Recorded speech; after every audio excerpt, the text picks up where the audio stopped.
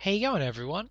This weekend I'm going to be celebrating all things Dragon Quest, and I've decided to kick off things with this video where I'm going to talk about Dragon Quest heroes, my thoughts, my theories, and give a wish list of characters that I would love to see pop up in the game. For all of you that may have not known, towards the start of the year I did a wish list video for Hyrule Warriors.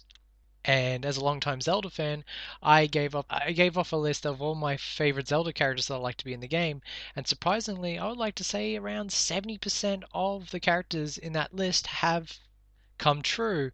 So it's provided a lot of good luck, and I'm going to do the same for Dragon Quest Heroes. I've been a long time Dragon Quest fan ever since Dragon Quest VIII was the first game to be released in the PAL region. Dragon Quest VIII is my favorite game on the PS2 and one of my favorite RPGs of all time. So that kind of spawned me to become a very big Dragon Quest fan, and since then I've been playing as many Dragon Quest games as I possibly can. And since I've been a long time fan of Koei and I've played a ton of Dynasty Warriors, ton of Samurai Warriors, I've played a lot of the Dynasty Warriors Gundam games. Recently, I played the One Piece Pirate Warriors 2, and they're just so much fun. I just love those games immensely. And for Square Enix and Koei and Amiga Force to basically have this joint project to create this live action RPG adventure for Dragon Quest is just amazing. So basically, I just want to give off my theories of how the game is going to work. Now, I've been reading some articles lately, and it seems that the main inspiration for Dragon Quest Heroes is not the Dynasty Warriors games, but Tokiden instead. And for all of you that don't know what Tokiden is, it's basically Koei's answer to Monster Hunter. Basically, Capcom wasn't investing any Monster Hunter games to the PlayStation Vita, and basically Koei came out of nowhere to fill that gap for all the sort of collab battle fans on the Vita. And how it sort of works is in Tokiden, you have this hunter, this sort of samurai-esque hunter, who basically protects this village from the Oni. And the Oni in question are, creatures, various creatures from Japanese folklore. It's such a good game. I recommend anyone who has a PlayStation Vita to download the demo. And I can say this now, that demo is long. It is a beefy demo, and you get to really learn how the game works just by playing the demo. Now, why I reckon it would be good to sort of compare Tokiden to Dragon Quest Heroes is not so much how the game is played combat wise, but how you basically progress to the battles. Basically, in Tokiden, you're in this village, and in this village, it contains your home, blacksmith, item shop, and then ultimately you have this office, this guild office, where you accept the quests and initiate them. And I think this is exactly how Dragon Quest Heroes is going to work. Basically, it shows in this trailer this huge castle town and the various characters that are defending this castle town, and it's huge, sprawling castle town, and it's surrounding this big tree. And I think that's going to be the plays the biggest part in this. Is you're probably protecting this tree, which is probably the tree of life, Yggdrasil, for all I know. It always is. And this is just a theory of mine. And what happens is there'll be probably a little area where your character can walk around, can probably buy items and equipment, and then goes up to the guild office to initiate the quests. I wouldn't be surprised if this is how the game works. Now, of course, they probably would do something different, and I'm all for that as well. But it's just, I think from what I've seen, that's probably how things would be handled. You'd probably go to the guild counter. They'd probably have a quest saying monsters have invaded the West Wing. Go clear out the monsters. Now, it's not just from what I've seen, I don't think the game is just taking a lot from Tokiden. I think it also borrows a lot from the Muso series, and what made that clear was the amount of monsters that you fight on the screen. In Tokiden and in Monster Hunter usually, you don't fight that many monsters. You can get surrounded sometimes.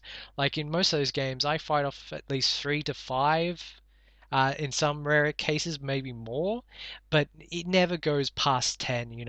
And in the trailer, I saw the character in the midst of about 20 or 30 monsters. Now that gave off the impression that it was a Warriors slash Muso game. And I think that's where they kind of draw that from. But as it says in the trailer, it's not a straight Muso game. It is an action RPG that just borrows a lot from the Warriors and Muso games. I seriously think that in order for this game to work, you would probably need to have elements from those games, but you need a lot from Dragon Quest to make it Dragon Quest. And of course, I'm talking about, well, they've done the right thing is if they've got the Rogues Gallery of monsters, a great selection of monsters to fight. What was really funny was I was talking with Mario from Accent on Gamers the other day, and we were talking about how fun it would be to encounter a metal slime in real time in a game like Dragon Quest Heroes. I reckon it would be one of the greatest things ever for a Dragon Quest fan like myself. I've spent countless hours hunting down metal slimes in various Dragon Quest games, and I even found it more fun than progressing the story at times. And games like Dragon Quest 4, I was so obsessed with hunting metal slimes and just power leveling, and especially in Dragon Quest 8 and Dragon Quest 9. And I can imagine in a game like Dragon Quest Heroes just going out there to try and find as many metal slimes as possible. I reckon they'll be just as hard to defeat in that game in a real-time setting, where I think nearly 1 in every 10 blows you probably deliver will affect it. And of course, metal slimes have the biggest defense of any monster in the game, so you only do like 1 damage at a time. But of course, when it tries to run away, I'm wondering if you have this leeway if you could catch it, or they just skedaddle with, far into the distance, you can't reach them. But I hope that happens. I think it will too. It'd be cool if you could unlock a battle that just had nothing but metal slimes. That'd be fantastic, but I don't think the game would be that accommodating very, very quickly. Basically, well, the other thing that would make it a Dragon Quest game is not only are the monsters iconic, but the equipment is also extremely iconic. When you play more than one Dragon Quest game, they've created this lush gallery of weapons that they have pretty much kept the same artwork for each weapon throughout the entire series, and the weapons and armor themselves have become just as memorable as the monsters. And I believe it'd be in the game's best interest to have these weapons and items in the game. Towards the end, I think it'd be amazing if you could have like an item like a Sage Stone, even though it probably wouldn't have proved majorly useful in a game like Dragon Quest Heroes, because for all of you that don't know, if you're not a huge Dragon Quest fan yet, Sage Stones are basically the greatest item in the Dragon Quest series. It's an item you procure towards the end of the game, and basically a Sage Stone is an infinite cure-all that heals everyone for about 100 HP.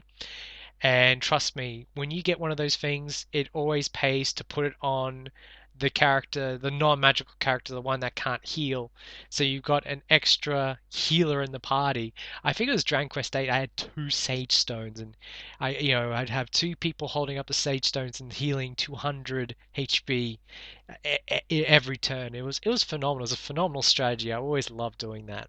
But just have these items, maybe bring back the alchemy pot so you can find the items and materials on in the field, and then go back in between the battles and cook up more items and more equipment. That'd be fantastic. I would love to see that. And that'd be one of the biggest things you could do for a Dragon Quest fan. The other thing, of course, is mini medals. That'd be amazing if you could scatter mini medals across the battlefield, and you have to collect them and you cash them in like you would the other Dragon Quest games. And this gives the player even more incentive to look at every nook and cranny in the battlefield. And it also be rewarding for Dragon Quest fans that have been hunting mini medals throughout the games, over the last 2 decades. So that'd be fantastic. Now, the last thing I want to suggest, and this would be the most awesome thing, if the game does borrow a lot from Tokiden, the thing about these Monster Hunter games is they usually have the quests where you fight off this giant, ridiculously challenging boss, like creature. And if they can take like the major final bosses from most of the Dragon Quest games and make them like the post content challenges, that would be worth paying the game alone. I mean, trying to fight the Dragon Lord or Zoma or my favorite Rat Fawn. That'd be amazing. That would be worth paying the price of a mission alone if they could do that and make this like the post content that's just extremely difficult. You'd have to have the highest level and the best equipment to fight these guys. It'd be fantastic to do that. So that's just my thoughts and theories, how I'd like to see the game plan out. And now I want to go into my wish list, but before I do, I want to just briefly mention the characters that they showed in the trailer that you'll be primarily using. Of course, there's the trusty hero of the sword and shield. There was a female hero that used a rapier, or I should say a fencing sword and a shield. Then there was this old fighter that used a staff. And lastly, there was like this female, I don't know what you call it, a shopkeeper, alchemist type character that had a boomerang, and then on her artwork had this weird sort of bug spray type weapon. And these are the four main heroes that are created for the game. However, towards the end of the trailer, they showed something even more awesome, and that was returning characters from the mainline series. And of course, that really got my attention straight away because, I'm a big Dragon Quest fan and I absolutely love playing with all these wonderful characters. They're so memorable. With that in mind, I have this great wish list right here that I want to sound off, and I'm going to only mention Dragon Quest 1 to 9 and Dragon Quest Swords. I'm not going to mention 10 because that is a game that I haven't really looked into too much and kind of kept silent. Like, I haven't spoiled anything of that game. And maybe I should soon because it seems that Square Enix doesn't have any sort of plans to bring it over to the West, sadly. But anyways, I'm getting ahead of myself. Let's go into this wish list now. For Dragon Quest 1, very simple. There isn't really many memorable characters in the first Dragon Quest game, so the only two choices are probably the hero and the Draco Lord. And if you're only going by heroes, you'd only have the hero. But I don't know what you'll call him. You'd call him the descendant of Roto, or if you want to get technical in the English sense, the descendant of Erdrick. And of course, the Draco Lord, if you could have a mode where you can play as more of the villains in their humanesque form, it'd be cool to play as the Dragon Lord and use his staff and all his magic. Dragon Quest 2, now, I am not the biggest fan of Dragon Quest 2. It's probably the least on the spectrum. But if you really want characters from Dragon Quest 2, the only ones I can see is, of course, the first character, of course, is the Prince of Laurasia, or Midden Hall, if you want to go by the English one. There's the Prince of Cannock and the Princess of Moonbrook. And the only other two characters, of course, is the villain Hargon and Malroth. But I don't really see Malroth being a playable character. He'd be more in the sort of challenging boss sort of category. So, if they don't put anyone from Dragon Quest 2, I'm not going to lose any sleep. Let's just put it that way. Moving on to Dragon Quest 3, the main character, most definitely. And I don't want to spoil why. It's a big reason why the main character of Dragon Quest 3 deserves to be in there, because he or she, depending on whoever sex you chose when playing Dragon Quest 3, has a big part to play. And other than that, Zoma. Zoma's one of the coolest villains in the Dragon Quest series, and I don't know if you'd be able to play as him, but I'd hope he'd be one of the post-content boss battles that would just pose such a threat and probably the biggest challenge of the lot. Now, this is going to be a little bit biased, but for Dragon Quest 4, in the trailer, you already saw that they have confirmed the twins Maya and Mina, and the trio Alina, Kiriel. Is that how you pronounce it? Yeah, Kiriel and Boya, the princess and his two followers. But I really want the other characters to be in there as well, like Ragnar, the Scottish Pink Knight, one of my favourite characters in Dragon Quest 4. I'd really love to play as Ragnar. Of course, a fan favourite is Torneko Talun. I mean, this is a character so popular, he got his own series. He's the main character of the Dragon Quest Mystery Dungeon games, and that has spawned, a ton of games, and I wish I could play as Toneko and he can have his abacus staff, and it would be cool if you could whack enemies and gold would pop out of them. And of course, the hero of Dragon Quest IV plays a big part. And out of all the heroes, he's one of my favorites. Like his design with the green hair and sort of like the crown and everything. He's one of my favorite designs. I even wanted to cosplay him at one stage. And the last Dragon Quest IV character that I want more than anything, of course, is one of my favorite Dragon Quest villains is Sorrow the Manslayer. Now that is a character you could play as because he's humanoid and he's this swordsman type character, and I could see him. Would I go as far as to say he'd be the Lu Bu character? Maybe he'd be awesome to play as. But anyways, let's go on to Dragon Quest V, and uh, Dragon Quest V, that is one game that's all about the main character. Everything that happens to him, you feel for him for all the trials that he goes through. So most definitely the hero. But then you've got characters like Bianca and Nera, of course the Sancho, the attendant, and of course the offspring of the hero as well would be probably the choice characters. Now, I'm not going to talk about any of the villains because I think when it comes to Dragon Quest V, they did a lot of things wrong with the villains. Probably one of the best villains in the game turned out to be a clone character, which I thought was silly because I would make that character unique because of what that character did. And the final boss is kind of lackluster, so that would be all about the heroes for Dragon Quest V. Now, 6, I could sound off all the characters, but the cast of 6 is one that kind of didn't really stand out to me. I know a lot of people that love Dragon Quest 6, but I'm kind of lukewarm to it. I love the game, but at the same time, I don't love it as much as the others. Saying that, they've already announced Terry, and I can understand why they would put Terry in there because he has his own monsters spin-off series, so that could be understandable why they put Terry in there. Other than Terry, I would put Carver in there for the simple fact that he would be the only strong-arm character besides that old man shown in the initial cast for Dragon Quest Heroes. And Carver's one of the characters that sort of stands out in Dragon Quest VI, so it'd mainly be him. I mean, of course, the other characters, if you want them, cool, but I wouldn't be, I wouldn't care if they weren't in it, but, more the merrier. Dragon Quest VII, I'm not going to wish anything because I have not played Dragon Quest VII, and like I said, I desperately want to play the 3DS version of Dragon Quest VII. I know they use pretty much the main three characters, and then there's some other characters that join later on. But since I haven't experienced them in any shape or form, I'm not going to put them on the wish list. But if they do make Dragon Quest Heroes, that's pretty awesome by itself. But I'm not going to sound them off. And now we come to the most biased choice of all.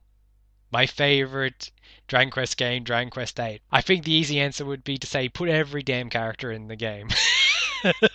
Everyone. I mean, even the townsfolk. No, I wouldn't be that crazy. I'm going to sound it off. I would like the hero in there because I have a big attachment to the Dragon Quest hero. For all of you that don't know, I actually did cosplay the Dragon Quest VIII hero. I went to a convention in 2006 as the Dragon Quest VIII hero, and it was one of the best conventions I ever went to. A lot of people liked my Dragon Quest VIII costume. My sister actually made it. She made the entire costume, and she made the slime that accompanied me. That was a pretty awesome time, and I have this attachment to the Dragon Quest VIII hero because of that. Of course, Yangus. Absolutely love Yangus. I know a lot of people don't like Yangus, but I really do love Yangus. He has his own mystery dungeon game, his own roguelike game. It'd be amazing to put Yangus in there. Jessica's sort of become what I would like to say a pin-up model for Dragon Quest. I wouldn't go that far, but I love Jessica outside of her sex appeal and her look. She's a good character, and I like her motivations in Dragon Quest VIII. And last, of course, you've got Angelo, and Angelo's such a great character in his own right. To have the entire cast, it's only 4 characters. I would love to play them as in a real-time Warriors-like setting. Going into the antagonist characters, Dulmagus is a must. I mean, he's one of the most iconic villains. But I don't want to go into too much why that is because I don't want to spoil the main one. I don't want to talk about why I chose Marcello for the list as well. You would have to play Dragon Quest VIII to know why I would put him in there. And lastly, this is going to be the gag character for Dragon Quest Heroes. This is without a doubt my most hated Dragon Quest character. You know what? Scratch that. This character is my most hated video game character of all time. I'm hoping he's in the game so I can have the ability to punch the living crap out of him.